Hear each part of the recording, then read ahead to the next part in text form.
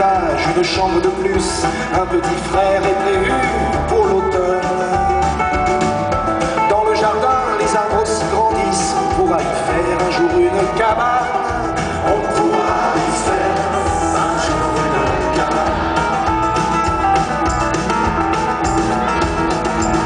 Les enfants ont poussé, ils sont trois maintenant, remplis sans se douter le grenier doucement.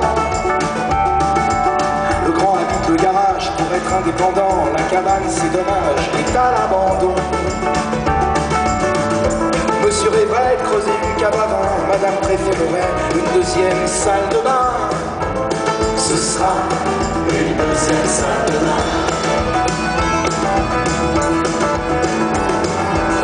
Les enfants vont et viennent chargés de linge sale, ça devient un hôtel, la maison familiale.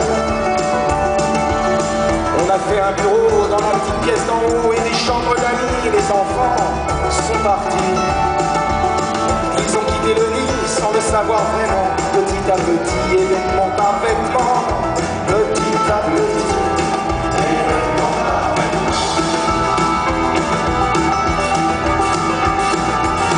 Ils habitent à Paris, des apparts sans espace, alors qu'ici, il y a trop de place.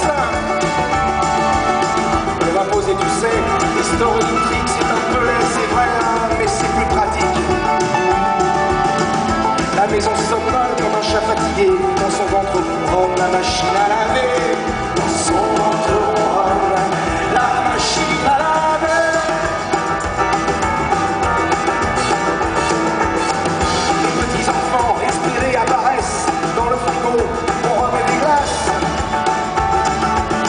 La cabane du jardin trouve une deuxième jeunesse, et le consulat que rouvre les bosses. Le grenier sans bataille, livre ses trésors, ses panoplies de cow-boys aux petits ambassadeurs qui colonisent pour la dernière fois la modeste terre promise, 4 murs et un toit. Cette maison est en vente, comme vous le savez, je me présente agent immobilier. Je dois vous prévenir, si vous voulez l'acheter, je préfère vous le dire, cette maison est hantée.